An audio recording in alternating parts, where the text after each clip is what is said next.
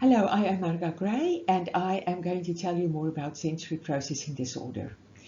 Sensory processing disorder is a disorder that affects many people, adults and children. And I would just like to give you a better insight in it so that we can help more children and more parents. So the contents of this presentation, first of all, I'm going to talk about the definition of sensory processing disorder, then the theory behind it, then how to identify people with this disorder, and then how to help them. So welcome here, and I hope you enjoy this. Okay, so what is sensory processing disorder? First of all, it is a process, as you can see there on the left. At the top, you can see our senses perceive the environment, it perceives our bodies, it perceives what is going on in this world and what will have an effect on us. Then, from the senses, messages are sent to the brain, and it's sent to different areas in the brain via the sensory pathways. In the brain, it is processed, and the brain decides then what to do with this information. So it sends messages back to the body, and that is our perceived behavior or our reaction to these messages from the environment. And then, of course, it starts all over again. You get more messages from the environment. If you had a reaction, for instance, leaving the room or walking out the door, then the next action will be, you're out, what are you doing now? Now your senses perceive something new again. So this is the whole process. And with sensory processing disorder, there is a mishap in this whole process. So which senses are we talking about? So we have 5 senses that tell us about what is going on around our body, in the environment, in the place where we are at any given time. First of all, vision. We can see what's going on if we have vision. So our eyes are the first to perceive what is going on outside our body. Then our ears tell us what noises are going on outside the body. Then taste is in our mouths. So we taste food, we taste, sometimes you just lick something and you take a piece of food or a piece of something and you just lick it and you taste it. Then we have smell, and then of course we have touch. So touch is quite an important sense because our skin is actually the biggest organ in our body, and it sends messages to the brain at all times from every area of skin on our bodies.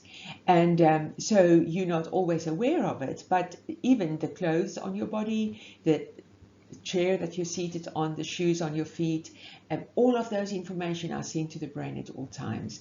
And the brain perceives this as really important information because the skin is very close to the body, it's actually part of the body. So it tells us what's going on in the environment by telling us if the wind is blowing, you can feel vibration on your skin, you can feel temperature on your skin, and you can feel if somebody touched you. But it also is so close to your body that it actually is in direct contact with what is happening inside your body. The other sense that tells us more about our body itself is our sense of movement. So that is registered in our inner ears, and we call that the vestibular system, and that tells us about in which direction we move and how fast are we moving. The next one is proprioception, and this is to tell us in which position our body parts are. So if you look at this boy who wants to kick this ball, he has to perceive the ball with his eyes to know the position of the ball. He has to perceive his body position to know where his foot is, because he can't look at his foot to make sure that the foot hits the ball or kicks the ball. He has to know where it is. So that is called proprioception. And then the 8th sense that we talk about is interoception. And interoception means what is going on inside our bodies. What is our breathing like? What is our heart rate like? Do we need to go to the toilet? Do we feel uncomfortable on our tummies? Are we windy or whatever? So all of that has to do with interoception, and that's quite important if we get to feelings of hunger, and also, as I said, to when you need to go to the toilet. So, first of all, the sensory processing disorder, to do anything, it actually affects everything we do. So before you do anything like kicking a ball, catching a ball, playing a game, using a knife and fork, getting dressed, you need the intention of doing that. So you need to know that you want to do this because you have the intention of doing this.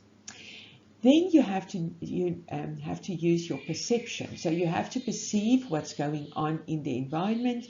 You have to perceive what's going on outside your body in the place where you are and with the activity that you want to embark on. The next one is you have to process and plan your activity. This can take an hour or it can take a millisecond. Like when you need to catch a ball coming towards you, suddenly you have to just, in milliseconds, you have to decide what are you going to do. Then you have to do it. You have to act. The next one is you have to measure what you did. So you need to see, were you successful or did you fail? And then, according to that, you need to adapt. If you were successful, you can do it in the same way next time. If you failed, what will you do to adapt so that you can do it better next time? So, then our bodies start again, and we start again with an intention. We're going to adapt, so we're going to do it in a different way next time. So that will have a lot to do with our planning of the next set. So all of this doesn't happen all at once, but it happens like a spiral. And that's how a child develops who is using all these steps in doing tasks. That's how they develop skills and how they learn new skills. It gets more complicated and it works like a spiral going up and down. Sensory processing disorder affects every one of these steps. So if your child has sensory processing disorder, they have a lot of troubles during the day. Depending on their specific issues, they will have different problems with different areas here, but most of them has some problem with all of these steps in doing different tasks. So what effects does it have? First of all, it has a social emotional effect on a child. So if they consistently fail, if they compare themselves to peers and they don't add, their skills aren't adding up in the same way as their peers, then they get into social problems. They might avoid participation, especially in groups, or they might get very emotional and just cry for what is perceived nothing at all. The next thing, they have physical problems, so they might have difficulty to keep up in physical education classes. They might have difficulty to keep up in sport. And then, of course, they also have difficulty with education and learning because they don't perceive in the same way, they can't concentrate in the same way, and they can't act in the same way as other children. Just to sidestep here a little bit, sensory processing disorder is not a disease. It is something like a continuum, and we are all somewhere on that continuum. And I'll talk about that a little bit later as well. But I just want to make sure that you understand it's not a disease. It doesn't have diagnostic criteria. You are on a continuum and you have sensory processing disorder, but all of us have it in different ways.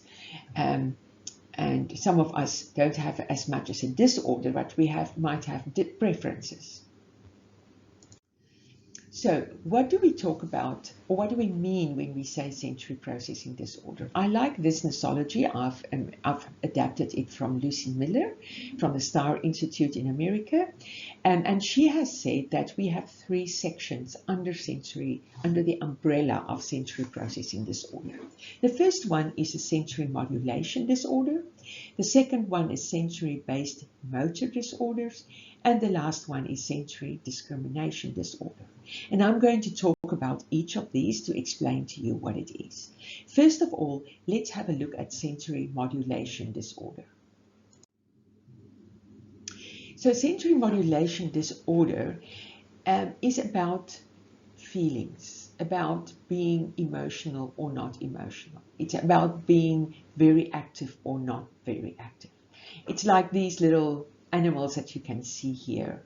Like if your child has sensory modulation disorder, they might be like an elephant, very calm, very slow, walking with very thumpy gait.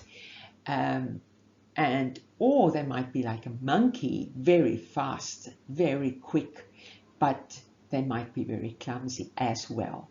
But they might not have the ability to sit still. The other thing, they might be like an octopus. They might have too many legs and arms, and they might look very, very clumsy at times, as if they can't control all their limbs and their body. Or they might be like a little koala. They might be very sleepy and very drowsy and might be very tired usually, always too tired to get going, too tired to do something, getting tired from standing in lines. So all of these reactions are part of sensory processing disorder. So you can see that it is a complex thing, and it can be quite difficult for the person who suffers from it to cope during a normal day. So the important thing with sensory modulation disorder is the sensory thresholds. So we all have higher or lower thresholds for different sensations. So one of us might have a very low threshold for sound, for instance, and you might be very sensitive to different sounds. You might be very sensitive to noisy environments. You might like to avoid them. You might have a very good hearing. So you might be very good in music. You might have that perfect pitch, but that might make you make you feel very overwhelmed when you are in a very noisy and loud area. Or you might have a very high threshold for something like touch. So you might seek a lot of touch. You might love cuddles and hugs, and you might love to sit next to people and touch them. You might love to stroke your cat. You might love your cat on top of your lap. You might love people to play in your hair. You might love going to the hairdresser to have your hair done up because you love it when people play with your hair. Or you might hate it. If you hate it, you probably have a low threshold for touch. If you love it, you might have a high threshold for touch. And all of us move between these two thresholds, and it might change a little bit during the day, but we more or less stay on the typical level. And this is what we call the optimal threshold for self-regulation. If you are here between these two, then you can self-regulate. You don't have meltdowns. You might feel a little bit tired, a little bit overwhelmed, but you'll be able to regulate and to control your feelings. However, if you have very high thresholds, you might be sensory seeking. As I said, like the person who just loves to stroke everybody, love to touch people, love people to touch them. You might have also a low registration. So you might be a little bit limited in your awareness of what's going on in your environment. So you might actually not be aware when people enter the door. You might not be aware of things that happen in the classroom. You might not be aware of the dress that the teacher is wearing, for instance. Or you might not hear the noise outside. So it's because you are low registration. Your thresholds are quite high. and that's why it's shutting out a lot of the sensations in your environment.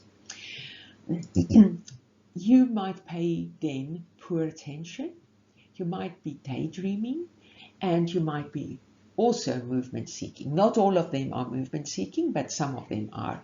And I think they, or not I think it is, they are seeking movement because they need to stay awake. If they don't move, then they will fall asleep or they will be very drowsy. So to chase up their attention, they keep on moving and they can't sit still.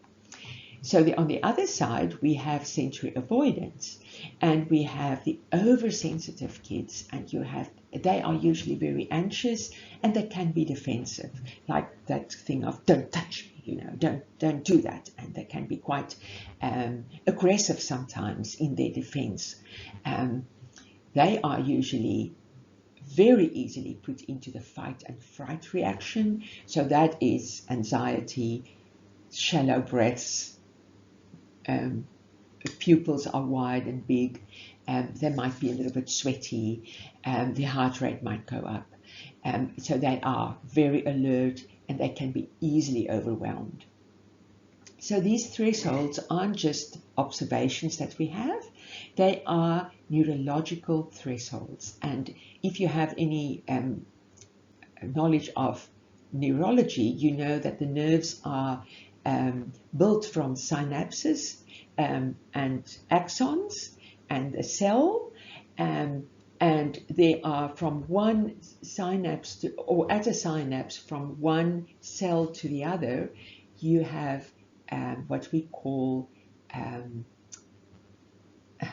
neurotransmitters, and these neurotransmitters help to get the messages over. Some of them work too well, then we say you have a low threshold and then you are on high alert. Some of them work not very well, and then we say it's a slow progress from one to the other. Your registration is slower, you have a poor attention because of low registration. So I just wanted to say that because sometimes a psychiatrist or a doctor might recommend medication to stabilize a person's neurotransmitters, and that will then change the thresholds, the sensory thresholds as well. So apart from the thresholds, we also have the reticular activating system. If you look at this, is a head with a brain inside, and this is the spinal cord. These are the joints, the muscles, and the skin, and these are the only three senses that they have shown here. But you send that up, or all of them send messages to your brain through the spinal cord. And before it gets to the upper cortex of the brain, the upper area is the thinking brain, it moves through the reticular activating system. And that system works like a filter. So it's like this.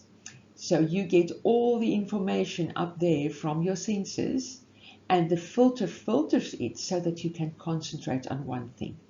So in the typical classroom, for instance, the child will get information from the child sitting next to them, the clothes on their body, the chair, the position of their feet, the other kids in the class, the visuals on the walls, the sound outside the class, the shuffling of papers and pens in the classroom, the little talking and murmur of people talking in class. But if the reticular activating system works really well, then it works like a filter, and the child is not aware of all those other sensations in the class. They can focus on the teacher's voice and what the teacher wants to teach them. And then we say they have very good attention and they can focus on their work. But if this filter doesn't work very well, then too many of these sensations come through and the child is distracted by what is going on the wall, who sits behind me, what was that noise on that side, and what is happening outside the class or checking the window, and then we say the child has poor attention span. Okay, so that was sensory modulation disorder. The sensory-based motor disorder is a little bit different. It has more to do with movement. So once again, we have dyspraxia and postural disorders under the umbrella of sensory-based motor disorders. So dyspraxia is an inability to plan movements. Postural disorders is poor core muscle strength, poor posture, and poor balance. So these kids can be really sleepy, lazy. They can have a label around their neck that they are just too lazy, they should just try harder. They are really, I like this sleeping, this very sleepy animal. They can also be like an octopus, but they will be very clumsy if they are one. So they will have a funny running gait. They might just look awkward. They might be the child who bumps into things and spills the milk, drops something, breaks something without the intention of doing it.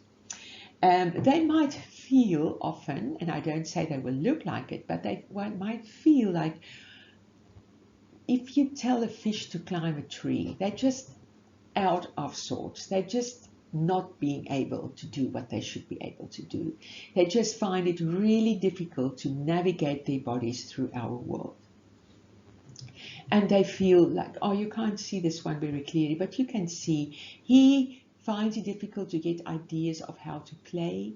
Often when he plays, he's very disappointed because he broke some of his toys. He doesn't know how to expand his play repertoire, so he will play in the same way with the same toy every time, whereas many other children will expand on that, and today this block will be a block to build towers with. Tomorrow they will build a train with it. The next day they will use this block as a car to drive through an obstacle course, and it can turn into an aeroplane as well. So they will expand on what they are busy with, whereas the child with dyspraxia specifically find it very tricky to do that, and they are very they find it difficult to get an idea of how to play. So they are often loners. They often don't play very well in a group. So in general, they have difficulty to navigate through this world. And it is as if their bodies don't want to listen to their brains. Their brains send the messages, but the body doesn't listen, so they look awkward and clumsy many times. So how do they present? As I said, clumsy. We see lots of clowning behavior. They want to be the joker in the class, the clown of the class. So in the back of their minds, let people rather laugh at me because I'm funny than laughing at me because I made another mistake. They get so fed up with themselves and they get so disheartened because they make so many mistakes. And then you see lots of avoidance. They will just refuse to participate, for instance, in physical education classes. They will refuse to participate in some games. They can use too much force when they play with toys, and they might break unintentionally a toy or a pencil because they're using too much force on the pencil. They have difficulty with planning. They don't know where to start. Once you get them going and you can say, this is what you should do. You start with this, then you do that, and then you do the next thing. They can often follow that. But to start, just to know, this is the task, this is what I should do. I should tidy my room. How do I do this? Where do I start? If you can just get them going with the first few steps, they often can continue on that. But they have difficulty with that idea, and we call it ideation. And then they have difficulty with play. They might have difficulty to follow the rules. They might have difficulty with knowing how to play with toys, which I have said before, but they will also break the rules, and they might have difficulty to follow the conversation. You know, a group of typical group of primary school kids will play a game and they will say, oh, you will be this one and you will be that one, and let me do this and you do that. That's group play. And they will miss those social cues. They will miss some of the conversation, some of the instructions, if you want to call it that. And then they don't know how to play. And then they will just walk off, or they will say, everybody listen to me and everybody play the way I want to play, because this is what they understand then. And then they often have difficulty to pay attention because they lose the line of thought and the line of instructions, and then they don't pay attention. So this is a typical image of dyspraxia, and it looks extremely confusing, and I left it as that because dyspraxia is confusing. It's confusing for other people who are observing a person with dyspraxia, but it is much more confusing for the person who is in the process of coping with dyspraxia. It affects, as I said, the organization skills. They find it tricky to plan, need visual reminders, they need rules, they have memory difficulties. They also have difficulty with gross motor activities, like getting dressed, like hopping, like balancing, like participating in sport and running. So they have lots of physical problems. Then they have problems with fine motor tasks, like pencil grip, spacing of letters, handwriting issues. They also have difficulty to manipulate small objects, classroom equipment, sharpened pencils, that kind of thing, beading. They have difficulty with that.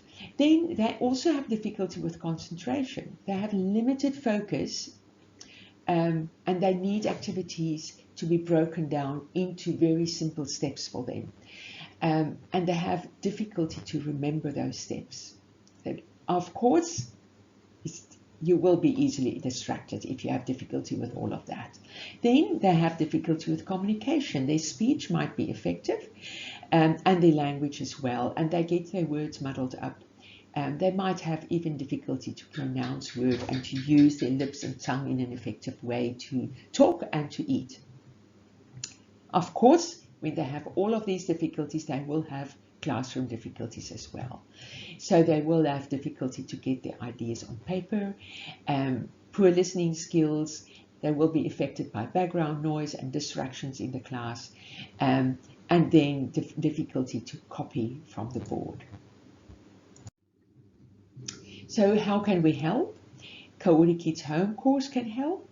There is a sensory motor skills one that will develop all the sensory motor skills, but then there's one specifically for dyspraxia and developmental coordination disorder. That's what DCD stands for. It's very similar to dyspraxia.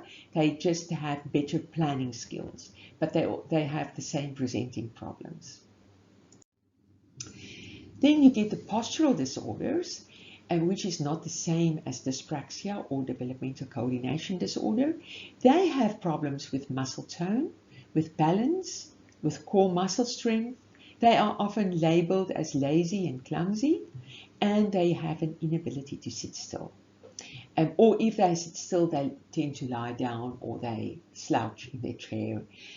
So those postural disorders are really important because your posture needs to be automatic. You don't have to think about it. It should be the stable base for the rest of your body to move from.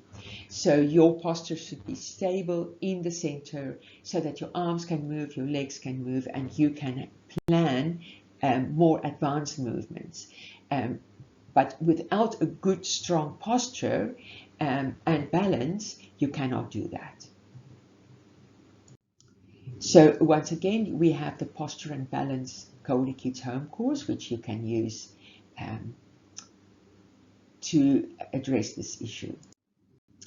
Then also under the umbrella of sensory motor disorder, as I said, the modulation disorder, which we have discussed, sensory based motor disorders, which we have discussed, and then you get the discrimination disorder. So the discrimination disorder has to do with discrimination, with identifying, knowing what is it that your different senses are reading in your body. So first of all, body position is quite important. Under that, if you have a problem with discrimination of body position, then you will have problems with balance and with the upright posture. If you have problems with the discrimination of auditory or hearing, then you will have, interestingly enough, problems with your whole set of movement sensations. We talk about the auditory, the vestibular, and the proprioceptive sensations, and they work very, very closely together. So your auditory is, of course, registered in your ear, but your vestibular, your movement sensations, are also registered in your inner ear. And then your proprioception is messages from your muscles and your joints. You can hardly move without using your muscles and your joints. So these three systems are working together to give you a very stable posture, to give you some coordination to move. So if you have discrimination problems here, it means that you can't perceive these sensations correctly. You perceive them incorrectly. And then you might be very clumsy, you might be bumping into things, you might fall over your own feet, and you might be quite scared of movement. The next one is the sense of touch. If you have touch discrimination problems, you will have problems with fine motor skills and with manipulation of objects like a stack of playing cards, or putting coins in a box, or manipulating coins or buttons and things like that, even your pencil. Interoception is you'll have difficulty identifying when your breathing is faster and slower, when you need to visit the toilet. So these symptoms of discrimination disorder are stable symptoms. They are always the same. In the beginning of the day, at the end of the day, today, tomorrow, next week, they are stable symptoms.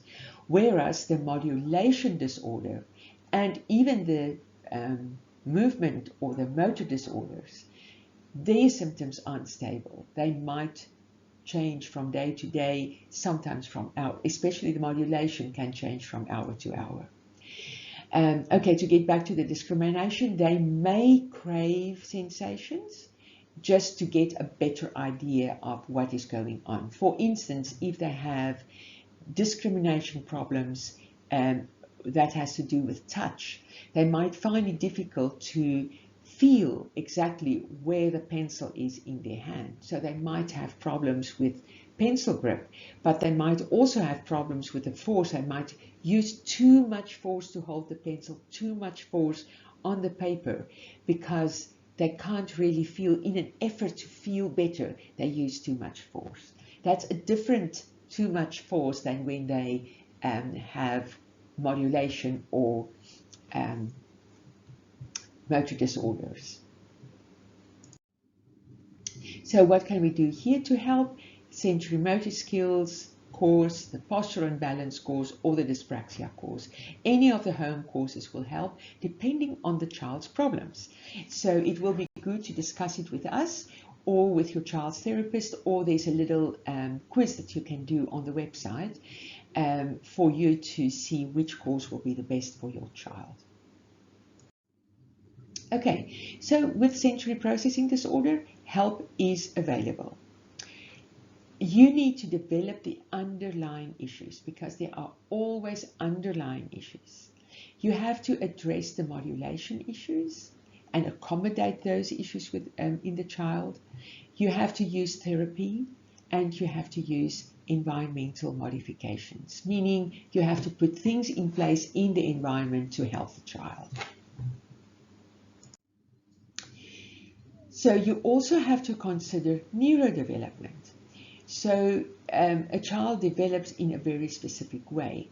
They lie down, then they sit, then they crawl, then they get up, then they can balance and walk, then they can run, then they can jump very well, and then they can walk and they can navigate their bodies with ease. So these steps in development are extremely important, and if your child misses one of them, you will see the problems up there. So the Coordikids programs follow not only the sensory processing disorder guidelines, but they also follow the neurodevelopmental guidelines. So let me just explain to you how to develop the underlying skills. If you look at the child's development, we can look at a typical triangle. At the bottom here, you get your sensory modulation. That is the base of development. This starts to develop long before birth. And your child might have modulation problems. You might observe it in the very young baby. You might observe, we see babies that are just crying, they are in distress, they can't self-regulate, they can't self-soothe. Then they might have sensory processing disorder. When the sensory modulation is well in place and the child is, shall we call it, well modulated, then they can regulate themselves and then they are ready to learn. The next step of development that which they have to learn and which they have to develop are the sensory motor skills. The sensory motor skills develop mainly from birth up to 2 years. Now let's think, what does a child do in those 2 years? Exactly what you saw on the previous slide. They learn to sit, they learn to walk, they learn to crawl, to walk, to jump, to run, to talk, to sing a very simple song, to make eye contact, to have emotion. It's some kind of emotional regulation start to develop by 2. So they have developed quite a lot of skills by the time they can actually pencil grip very small things. Some of them can hold a pencil quite good. Some of them do use the cylinder grip. Doesn't matter. They can manipulate a pen or a pencil. So they learn an awful lot of skills in those first 2 years. Thereafter, they improve on those skills. But a lot of those skills become completely automatic. The upright posture should be completely automatic. Walking, running should be automatic. They will improve, of course. They will run faster. They will run with more, coordination, and they will learn to have more dexterity when manipulating things like a knife and a fork. But they can do the basic things, and those skills are extremely important for the rest of development. The next stage of development develops between 2 and 5 years mostly, and those are the perceptual motor skills. Those are the skills like what is up, what is down, what is on top, what is in front, what is behind, what is loud, what is soft. The different nuances when you talk, the different use of language and words to produce spoken language. Symbols, to know that all those symbols there put together in that way means my name. So even if they can't read, they can easily identify their name if you show it to them often.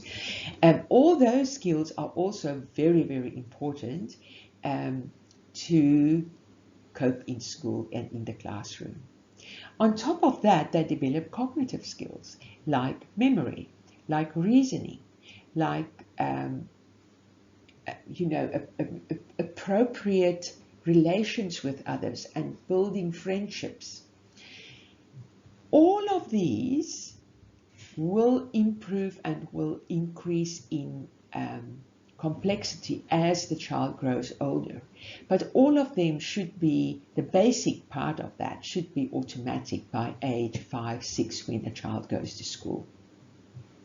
So on top of that, you get the academic learning. So all of these should be well developed before the child gets to school.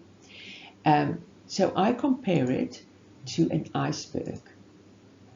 So if you look at this, there's a big chunk of ice underneath the surface of the water, which support the tip of the iceberg there. And if you look at this, all of this is like under the surface of the water. So if you see cracks up here in academic learning, then go down and have a look at where did the crack start. Because if you look at the iceberg, if there are cracks here, you will see cracks up there, or it might fall apart. The same with this. If there are cracks here or holes in development, you will see it up there, or the academic learning task will fall apart. So the big thing is all of these should be automatic, it should be easy, it should be well developed so that the child has the capacity to focus on academic learning.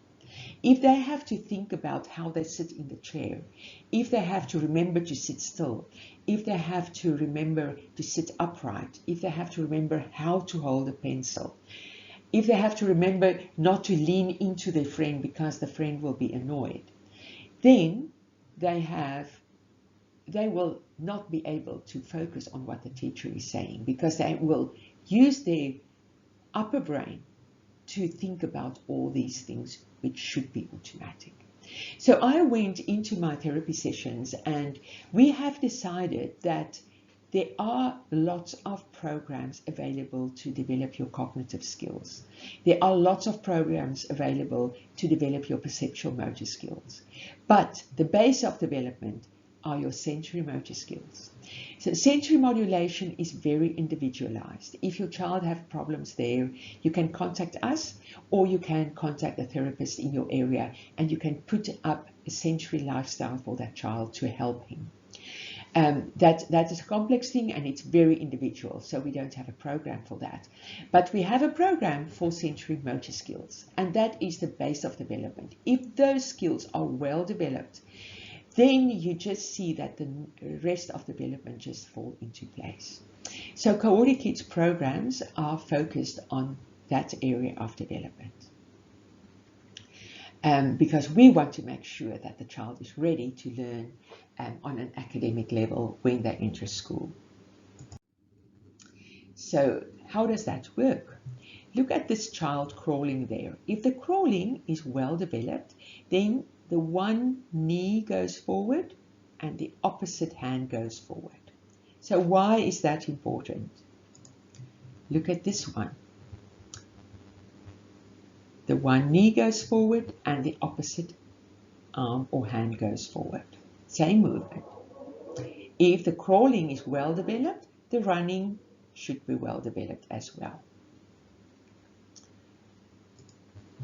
If this is well developed, then they can do complex movements where they cross the midline of the body, where the one side of the body works along with the other side, where the two hemispheres in the brain connect and talk to each other so that the child can have coordinated but complex movements or can use complex movements. When the sensory motor skills are well developed, suddenly the child holds the pencil correctly and can use it effectively, stabilizes the paper with the opposite hand. And suddenly they understand sequences like the alphabet, like timetables and spelling. So suddenly all the building blocks fall into place to leave the child open for academic learning. Okay, so how can we help a child with sensory processing disorder? First of all, if they have modulation disorder, you need to meet their seeking behaviors. For instance, if they need to lean into a friend, if they need to have the cat on their lap, if they need to have that deep pressure, you can provide a weighted lap pad or a weighted blanket for them to sleep better at night. If they have avoidances, so they might avoid certain foods, they might avoid brushing the hair, we have strategies that we can help to make that easier for them. Then we need to desensitize the child so that they don't seek as much and they don't avoid as much. So that will normalize their sensory experiences. Then environmental modifications. For instance, if a child is very sensitive when others bump into them, let them sit alone at a table, at a desk in the classroom, without another child bumping into them. And let them stand in the front of the line or at the back of the line where there's not so much commotion and bumping into them. Let them sit on an exercise ball at the table if they can't sit still. Give them lots of movement breaks and movement opportunity to help them. So those are, give them a pencil grip or a grip corrector to hold the pencil, or a sloping board, whatever they need. Those are environmental modifications to help them through the day. And you can use home programs. There are different ones. Coordikids is one of them. Then, when they have motor disorders, they need occupational therapy. If you can't attend regular sessions, or if you want to complement your sessions, please use Coordikids. There are one, as I said before, the sensory motor skills one, the posture and balance, dyspraxia or developmental coordination disorder. Your therapist will help you with which one will be the best, or you can do the quiz on the website. Then the discrimination disorder, they need a combination of strategies, and you really need a therapist to help you with those strategies. The child might need therapy. You can once again use Coordikids to complement the therapy sessions, and the most likely programs that you'll use is either the sensory motor skills one or the posture and balance one, or you can use both. Okay, then at school and at home, what can you do there to help the child? Use observations. If you are an expert in observing your child, it is really, really very helpful for the therapist to identify the problems and to identify what we can do to help you and your child. So make sure that you observe your child accurately. And then you need to support your child by giving them a sensory lifestyle. So you need us or a therapist to help you to put that together. And that usually has, previously we talked about the sensory diet. Nowadays they talk about the sensory lifestyle. But that is to put very specific activities and experiences in place at 2 hourly times throughout the day to help your child to stay in a regulated, focused, being able to pay attention state of mind, so that they don't get too overwhelmed and they don't get too much of that avoidance and running away feelings. And then it really helps to keep them in a regulated, paying attention state of mind. So that is a very important part of your therapy. And then you have to put routines in place. It's so much easier for a child if they know what is going to happen, on which day it's going to happen, and if they can plan accordingly to that. Help them to plan. Many of them have much difficulties to plan. Break up activities in little steps so that they can follow one step after the other. You can also get support at Coordikids Village, where we encourage parents to talk to each other and to support each other, to share their concerns and to share their strategies that works well. Then interventions, modifications at home and at school, home courses and therapy. You need probably all three of them. Okay, if you have any questions, you are most welcome to contact us. There's contact details on the website. My personal telephone number is on the website. You can call me, but you can also send me an email. You can just send an email to any of the email addresses available on the website, or the contact us button, and we will be in contact. We will reply as soon as possible, usually within 24 hours. It was lovely to talk to you. I would love to answer any questions further. And I would love to see you on board for more of our presentations. But I hope this one helped you to help the children in your life. Thank you for listening.